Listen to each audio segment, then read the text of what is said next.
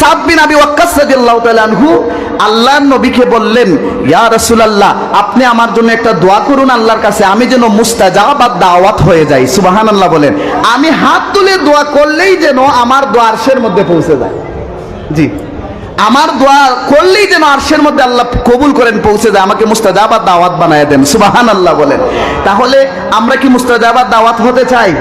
আমরা অনেক সময় হুজুরদের কাছে যাই, গিয়ে বলি, হুজুর আমার ছেলের জন্য দোয়া করবেন, আমার ছেলেটা লন্ডন যাবে, আমার মেয়েটা আইএলটিএস করছে, লন্ডন যাবে, একটু দোয়া করে দেন। অথচ সাহাবী সাদ বিন আবি ওয়াক্কাস রাদিয়াল্লাহু তাআলা আনহু এমন একটা দোয়া নবীর কাছে চাইলেন, এই দোয়া করলে আর দোয়ার প্রয়োজনই নাই। সুবহানাল্লাহ বলেন।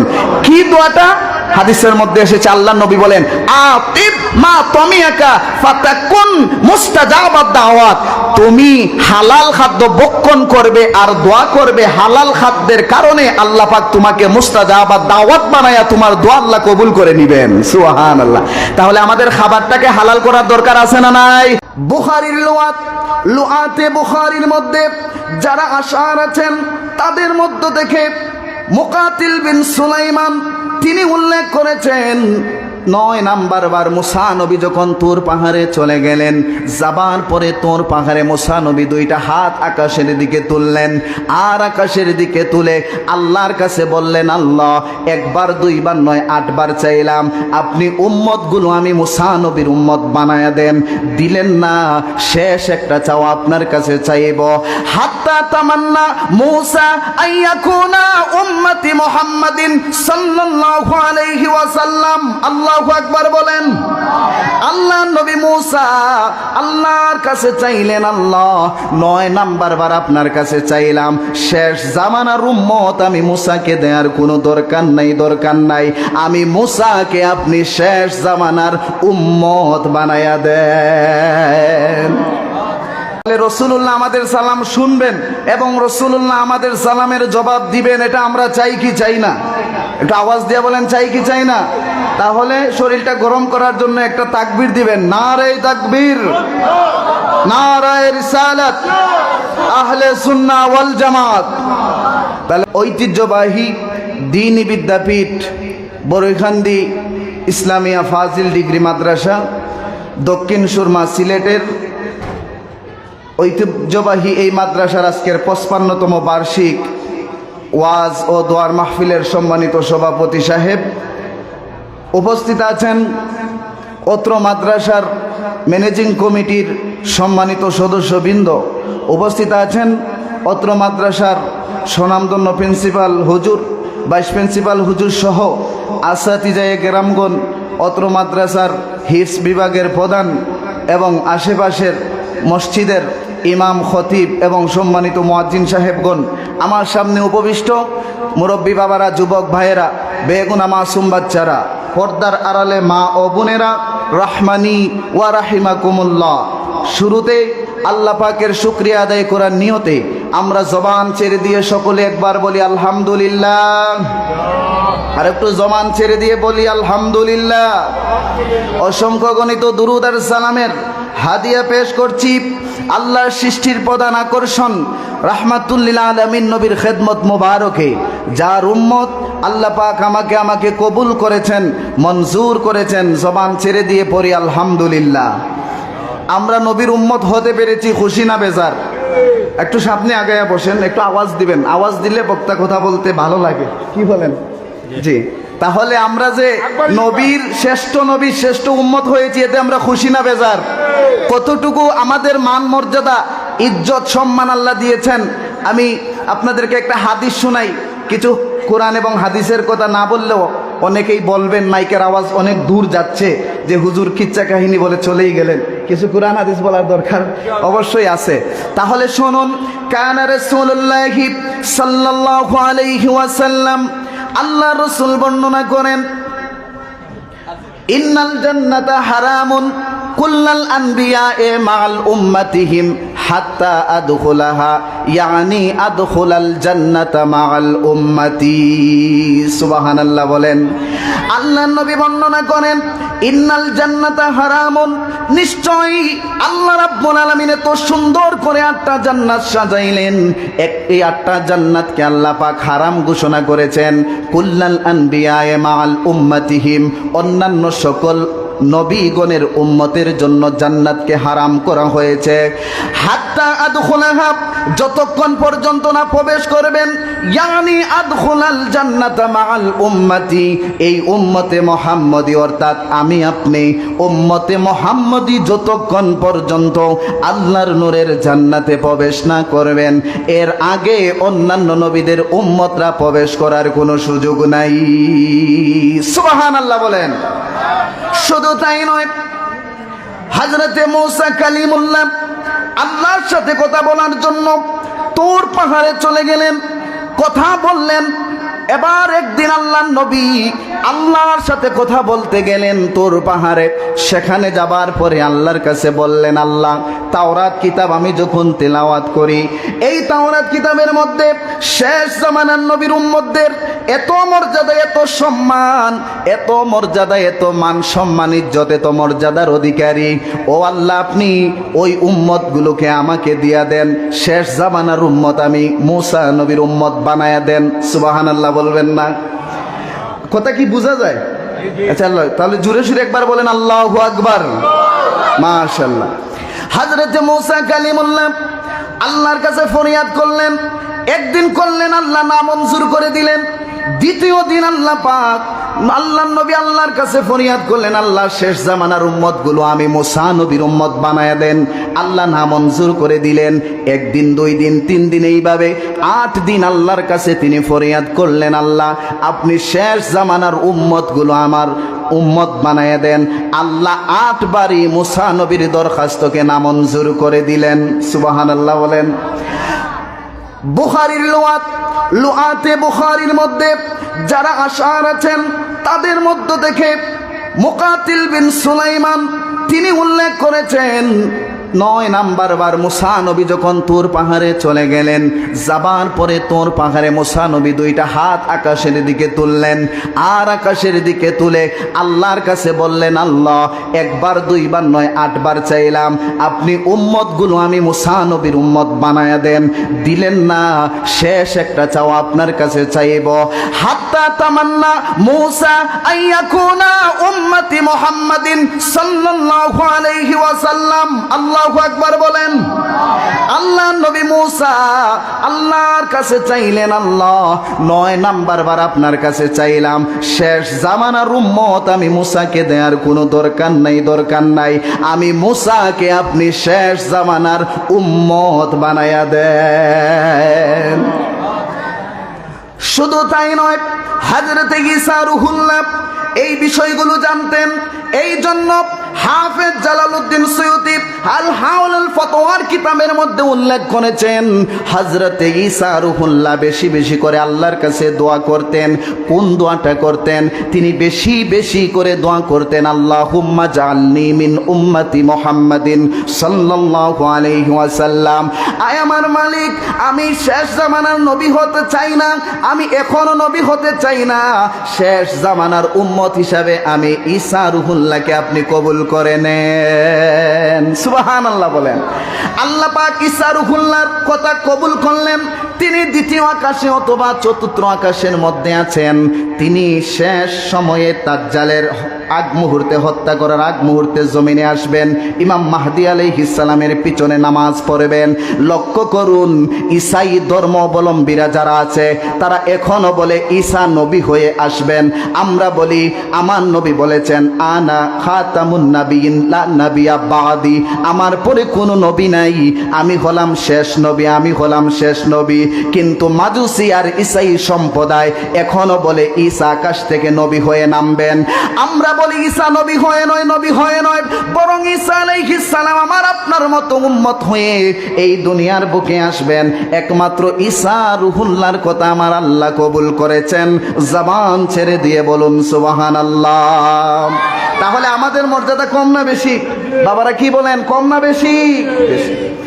আল্লাহ পাক সূরাতুল ফুরকানের 63 নম্বর আয়াতের মধ্যে বলেন, ওয়াইবাদুর রহমানিল্লাযীনা ইয়ামশুনা আলাল আরদি হাওনা ওয়া ইযা খাতাবাহুমুল জাহিলুনা ক্বালু সালামা। আল্লাহু আকবার বলেন। আল্লাহ রাব্বুল আলামিন বলেন, ওয়াইবাদুর রহমান, আর রহমানের বান্দা তো তারা যারা দুনিয়ার বুকে চলাচল করবে, নম্রভাবে দুনিয়ার বুকে তারা চলাচল করবে। জবান ছেড়ে দিয়ে বলুন, আমরা কার বান্দা? আল্লাহর বান্দা।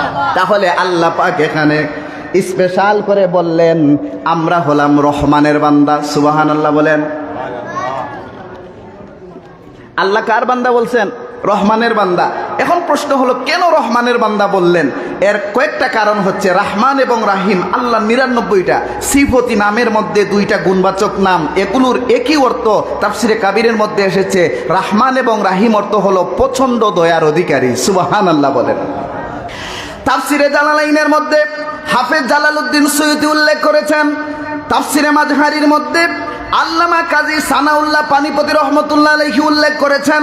তাফসিরে কাসিরের মধ্যে আল্লামা ইমাদউদ্দিন ইবনে কাসির এইভাবে 7 থেকে 8টা তাফসিরের মধ্যে উল্লেখ করেছেন, আর রহমানু ফিদ দুনিয়া ওয়া রাহিমা ফিল আখিরা। আল্লাহ হলেন দুনিয়ার জন্য রহমান, পরকালে আল্লাহ আমাদের জন্য হয়ে যাবেন রাহিম। সুবহানাল্লাহ বলেন। তাহলে রহমান কেমন করে? কারণ এই দুনিয়ার বুকে একজন নামাজ পড়লেও আল্লাহ তাকে খাওয়ান, একজন নামাজ না পড়লেও আল্লাহ তাকে খাওয়ান, একজন যদি নাস্তিক হয়ে যায়, ব্লগার হয়ে যায়, তারপরেও আল্লাহ তাকে খাওয়ান। আপনি লক্ষ্য করুন, এই বড়ইখান্দি এরিয়ার মধ্যে 1 থেকে 10 নম্বর রোড পর্যন্ত আপনি দেখবেন, আকাশ থেকে যখন আল্লাহর বৃষ্টি নাজিল হওয়া শুরু হয়, পার্শ্ববর্তী হিন্দু এলাকা যদি থাকে, হিন্দুদের বাড়ির মধ্যেও বৃষ্টিটা পড়ে। তার মানে হলো দুনিয়ার বুকে আল্লাহ হলেন রহমান, সবার জন্য, হিন্দু, খ্রিস্টান, বৌদ্ধ, নাসারা, মাজুসি হোক, মুসলমান হোক, সবার জন্য আল্লাহ রহমান। আল্লাহর দয়াটা সবার জন্য দুনিয়াতে, আর মৃত্যুর পরে শুধু উম্মতে মুহাম্মদের জন্য আল্লাহ পাক আমাদের জন্য রাহিম হয়ে কিয়ামতে দাঁড়িয়ে যাবে। এই রহমানের বান্দা হলে কি ফায়দা হবে? হাদিস থেকে সংক্ষিপ্ত করে একটা ঘটনা আপনাদেরকে শোনাই। আল্লাহর নবীর একজন জলিল কদর সাহাবী, ওই সাহাবী হলেন হযরত যায়েদ ইবনে হারেসা রাদিয়াল্লাহু তাআলা আনহু। নবীর পালক পুত্র তিনি ছিলেন। যায়েদ ইবনে হারেসা মদিনা মুনাওয়ারা থেকে তিনি তায়েফের দিকে রওনা হয়েছেন। জবান খুলে বলুন, কোথায় যাচ্ছেন? তায়েফের দিকে যাচ্ছেন। প্রশ্ন হলো, সভাপতি সাহেব, তাওয়াফ করলে মানুষ তায়েফকারী হয়? যারা হজ করতে আল্লাহর ঘর তাওয়াফ করেন, তাওয়াফের মধ্যে তাওয়াফ করেন, তাদেরকে তাওয়াফকারী বলা হয়। কিন্তু তাওয়াফ একটা এরিয়ার নাম, জায়গার নাম। জায়গাটা কেমন করে তাওয়াফ করলো? প্রশ্ন আছে না? এই বড়ইখান দিয়ে এরিয়াকে কেউ কি তাওয়াফকারী বলতে পারবে যে আল্লাহর বাড়ি তাওয়াফ করছেন? কিন্তু স্পেশালভাবে এখানে তায়েফকে তাওয়াফকারী, তায়েফ কেন বলা হয়? এর অনেক কারণ আছে, লম্বা ঘটনা আমি বলতে যাব না। আল্লাহর নবী সাহাবী যায়েদ ইবনে হারেসা রওনা দিলেন তায়েফের দিকে। পথিমধ্যে যাওয়ার পরে একজন লোক দাঁড়িয়ে বলল, ও নবীর সাহাবী, কোথায় যাও? লোকটা বলল, শোনো, আমি যাচ্ছি তায়েফের দিকে, সফর করতেছি। কেন, কি কারণ? বলে, আমি আপনার সফর সঙ্গী হতে চাই। আল্লাহর নবী সাহাবী যায়েদ ইবনে হারেসা বললেন, তাহলে চলো আমার সাথে। 2 জন লোক মদিনা মুনাওয়ারা থেকে তায়েফের দিকে রওনা দিলেন। যাচ্ছেন 2 জন যাচ্ছেন। প্রচন্ড রৌদ্র, গরমের এরিয়া, মরুময় এরিয়ার মধ্যে গরমের কারণে একটু বিশ্রামের দরকার। তখনকার সময় এরকম প্রাডো গাড়ি ছিল না, হাইএক্স গাড়ি আর লোহার মতো গাড়ি ছিল না। পায়ে হেঁটে হেঁটে যাচ্ছেন। একটা গুহা দেখে গুহার ভিতরে ঢুকে গেলেন। যায়েদ ইবনে হারেসা বললেন, শুনো ভাই, আমি বড় ক্লান্ত, আমি একটু ঘুমিয়ে যাই। ঘুম থেকে উঠে 2 জন আবার রওনা দিব। হযরত যায়েদ ইবনে হারেসা ঘুমিয়ে গেলেন। ঘুমের মধ্যে ওই যে লোকটা সফর সঙ্গী ছিল, সফর সঙ্গী লোকটা তার ব্যাগ থেকে কিছু দড়ি বাহির করলো, কিছু রশ্মি বাহির করলো। রশ্মিগুলো বাহির করে হযরত যায়েদ ইবনে হারেসার হাতগুলো বেঁধে ফেললো, পাগুলো বেঁধে ফেললো। হযরত যায়েদ ইবনে হারেসার চোখগুলো খুলে গেল, ঘুমটা ভেঙে গেল। কি ব্যাপার, তুমি আমার হাত কেন বাঁধলে? কোন কারণে তুমি আমার পাগুলো বাঁধলে? কারণ কি রে ভাই? তোমার সাথে আমার কোনো দুশ্মনী নাই, তোমাকে তো আমি চিনি না, তুমি আমার সাথে সফর সঙ্গী হিসাবে রওনা দিয়েছো, কোনো দুশ্মনীও তো তোমার সাথে নাই, ঠিক কিনা বলেন? দুশ্মনী আছে? কেউ কাউকে চিনে না, তাহলে কেন ভাই তুমি আমার হাত বাঁধলে, কেন আমার পা বাঁধলে?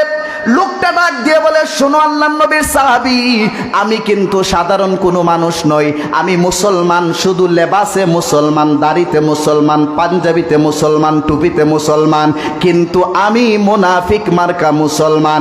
আমি এই পর্যায়ে তোমার দেহ থেকে মাথাটাকে আমি আলাদা করে ফেলবো।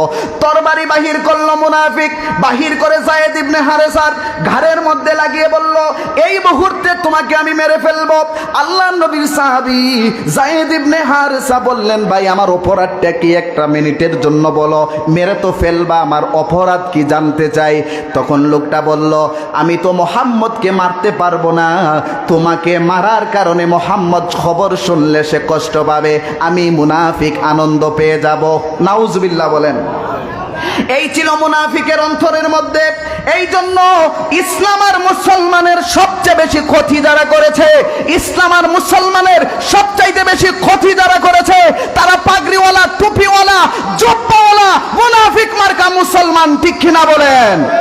আমরা দেখেছি কারবালার প্রান্তরে ইমাম হুসাইনের সাথে ৭২ জন সদস্য ছিলেন, কিন্তু ইয়াজিদ বাহিনী ২২,০০০ ছিল, তার মধ্য থেকে ৭,০০০ হাফেজে কোরআন ছিল, ৩,০০০ মুফতি ছিল, তারাও ইমাম হুসাইনের সাথে, আহলে বায়াতের সাথে তরবারি ধরেছে, তারাও জুমার নামাজ পড়েছে। আমরা বলতে চাই তারাও মুসলমানদের মুনাফিক ছিল। আজকেও মুনাফিক আমাদের সমাজের মধ্যে আছে না নাই? সাবধান। যায়েদ ইবনে হারেসা বললেন, ভাই এই কি তোমার মনের ইচ্ছা? বলে, হ্যাঁ এটাই আমার মনের ইচ্ছা। এই বলে তিনি তরবারি লাগিয়ে দিলেন যায়েদ ইবনে হারেসার গাড়ের মধ্যে। হযরত যায়েদ ইবনে হারেসা অসহায় হয়ে গেলেন, কি করবেন? আকাশের দিকে তিনি তাকাচ্ছেন, আর শেষবারের মতো তিনি আল্লাহকে ডাক দিলেন, আগিসিনি ইয়া রহমান। আল্লাহু আকবার বলেন। আল্লাহর নবী সাহাবী যায়েদ ইবনে হারেসা বললেন, আগিসনি ইয়া রহমান, ও আমার রহমান, আপনি আমাকে সাহায্য করুন। আল্লাহু আকবার বলেন। তাহলে সাহায্য করতে পারেন তিনি কে? আল্লাহ। আল্লাহ যিনি সাহায্য করতে পারেন তিনি আমার রহমান। ঠিক কিনা বলেন? আল্লাহ নবীর সাহাবী যখন ডাক দিলেন, আল্লাহ পাক জিবরিলকে ডাক দিলেন, ইয়া জিবরিল, তাড়াতাড়ি যাও, আমার ওই বান্দাকে তুমি সাহায্য করো। জিবরিল আমিন ছিলেন সিদরাতুল মুনতাহায়, সেখান থেকে আসতে আসতে তখন দেখা যাবে যে যায়েদ ইবনে হারেসার মাথা আলাদা হয়ে গেছে। এই জন্য বুখারী শরীফের মধ্যে হাদিসটা এসেছে, ওয়ালাহু সিত্তুমিয়াতা জানাব, হযরত জিবরিলের ৬০০ নূরের পাখা আছে, ৬০০ নূরের পাখা দিয়ে জিবরিল আমিন চলাচল করেন, চলাফেরা করেন, কিন্তু এত তাড়াতাড়ি আসতে পারবেন না। সিদরাতুল মুনতাহা থেকে হযরত জিবরিল ডাক দিলেন, ইয়া মুনাফিকুন লা তাকতুলহু, হে মুনাফিক তাকে হত্যা করো না। ওই লোকটা গুহা থেকে বাহির হয়ে গেল, কানের মধ্যে আওয়াজ চলে এসেছে গুহার বাহিরে কোনো মানুষ আছে। বাহির হওয়ার পরে গিয়ে দেখলেন, কেউ নাই। দ্বিতীয়বার তরবারি লাগালেন, দ্বিতীয়বার যায়েদ ইবনে হারেসা বললেন, আগিসনি ইয়া রহমান। আবার জিবরিল ডাক দিলেন, ইয়া মুনাফিকুন লা তাকতুলহু। লোকটা বাহির হয়ে গিয়ে দেখে কেউ নাই। তৃতীয়বার শেষবারের মতো ডাক দিলেন, আগিসনি ইয়া রহমান। তৃতীয়বার ডাক দিলেন, মুনাফিক বাহির হয়ে গিয়ে দেখে ঘোড়ার উপরে সাদা একজন মানুষ, পাঞ্জাবিওয়ালা, সবুজ একটা পাগড়ি তার মাথার উপরে। তারপরে তরবারি হাতে নামলেন, মুনাফিকের মাথার চুলের মধ্যে ধরলেন, দেহ থেকে মাথা আলাদা করে ফেললেন। তারপরে গুহার ভিতরে ঢুকলেন, যায়েদ ইবনে হারেসার হাত আর পায়ের বাঁধনগুলো ছেড়ে দিলেন, খুলে দিলেন, নিয়ে আসে। খুলে দেওয়ার পরে লোকটা ডাক, সাহাবী যায়েদ ইবনে হারেসা বলল, ভাই তুমি কে যে আমাকে এই বিপদের মধ্যে উদ্ধার করেছো? কেউ তো উদ্ধার করার মতো আর মানুষ নাই।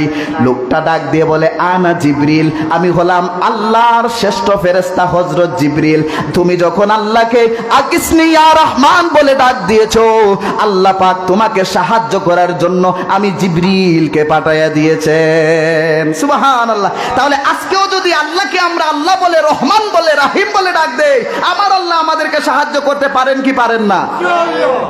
কুরআন কারীমের মধ্যে আল্লাহ বলেন, কুরআন কারীমের মধ্যে আল্লাহ সুবহানাহু ওয়া তাআলা কত সুন্দর করে অনেক জায়গার মধ্যে আল্লাহ পাক বলেন, ইন্নাল্লাহা লা ইউখলিফুল মিয়াদ, আমার আল্লাহ ও এই যে ওয়াদা আছে, আল্লাহর ওয়াদার কোনো পরিবর্তন হয় না। সুবহানাল্লাহ, সুবহানাল্লাহ। এই আয়াতের ব্যাখ্যায় একটা হাদিস এনেছেন হযরত আব্দুল্লাহ ইবনে আব্বাস রাদিয়াল্লাহু তাআলা আনহু। আমি খুব তাড়াতাড়ি বলতে যাচ্ছি আপনাদের সামনে যে তিনি একবার আল্লাহ রাসূলের সোয়ারির মধ্যে উঠলেন ঘোড়ার উপরে, রাসূলুল্লাহ সামনে আর আব্দুল্লাহ ইবনে আব্বাস নবীর আপন চাচাতো ভাই তিনি পিছনে বসলেন। নবীজি ডাক দিয়ে বললেন, ইয়া বুনাইয়া, হে আমার বৎস। আমরা অনেক সময় আমাদের বাতিজাদেরকে কি বলি? এ আমার ছেলে, আমার বাবা, এদিকে আসো। বাবা বলে এটা কি, কিন্তু আসলে কি সে আমার ছেলে না। ইয়া বুনাইয়া ইন্নী উআল্লিমুকা কালিমাতিন, আমি কি তোমাকে কিছু বাক্য শিক্ষা দিব? তিনি বললেন, জি, আমাকে শিক্ষা দেন। তখন আল্লাহর নবী বললেন, এই হাদিসটা এসেছে বুখারীতে, এই হাদিসটা এসেছে মুসলিমে, এই হাদিসটা এসেছে তিরমিজিতে। সুবহানাল্লাহ বলেন। কি এসেছে? ইহফাজিল্লাহা তাজিদহু তুজাহাক, ওয়া ফি রিওয়ায়াতিত তিরমিজি ইহফাজিল্লাহা তুজাহাদু, ইহফাজিল্লাহা তাজিদহু আমামাক। তুমি আল্লাহর হককে সংরক্ষণ করো, আল্লাহ তোমার হেফাজতকারী হয়ে যাবেন। সুবহানাল্লাহ। আল্লাহর হক কি? বিভিন্ন ব্যাখ্যা মুহাদ্দিসিনে কেরামরা এনেছেন। তার মধ্যে হলো আল্লাহ যা হালাল করেছেন মানবেন, আল্লাহ যা হারাম করেছেন ছেড়ে দিবেন। আল্লাহ যে 5 ওয়াক্ত নামাজ ফরজ করেছেন আমাদের জন্য, আমরা 5 ওয়াক্ত নামাজ পড়ব, এটা আল্লাহর হক। আপনি 5 ওয়াক্ত নামাজ পড়বেন, হিফাজত করার জন্য আল্লাহ আমাদের জন্য জিম্মাদার হয়ে যাবেন। সুবহানাল্লাহ। এরপরে আল্লাহ পাক কুরআন কারীমের মধ্যে বলেন, ইয়া আইয়ুহান নাসু কুলু মিম্মা ফিল আরদি হালালান তাইয়্যিবা, দুনিয়ার বুকে মানুষরা তোমরা হালাল খাদ্য ভক্ষণ করো। সুবহানাল্লাহ বলেন। এই আয়াত যখন নাযিল হলো, সাদ বিন আবি ওয়াক্কাস রাদিয়াল্লাহু তাআলা আনহু দাঁড়িয়ে গেলেন, ইয়া রাসূলুল্লাহ, আমি আপনার কাছে একটা জিনিস চাইবো, আপনি আমাকে দান করবেন। সুবহানাল্লাহ বলেন। আচ্ছা, আপনারা বলেন রাসূলুল্লাহ দেওয়ার ক্ষমতা আসেনি? আছে, আছে, আছে। রাসূলুল্লাহ দেওয়ার ক্ষমতা আসেনি? আছে। উদউল্লাহ, ইয়া রাসূলুল্লাহ, আমি আপনার কাছে চাই, উদউল্লাহ ওয়া ইয়াজআলানি, জি বসেন, আজআলানি মুস্তাজাবাদ দাওয়াত, আমি আপনার কাছে চাই আপনি আমাকে মুস্তাজাবাদ দাওয়াত করে দেন। আমি 1 মিনিটে শেষ করে দিচ্ছি, 1টা মিনিট আমাকে সময় দেন, আমি 1 মিনিটে শেষ করে দিচ্ছি। যে সাদ বিন আবি ওয়াক্কাস রাদিয়াল্লাহু তাআলা আনহু আল্লাহর নবীকে বললেন, ইয়া রাসূলুল্লাহ, আপনি আমার জন্য একটা দোয়া করুন আল্লাহর কাছে, আমি যেন মুস্তাজাবাদ দাওয়াত হয়ে যাই। সুবহানাল্লাহ বলেন। আমি হাত তুলে দোয়া করলেই যেন আমার দোয়া আরশের মধ্যে পৌঁছে যায়।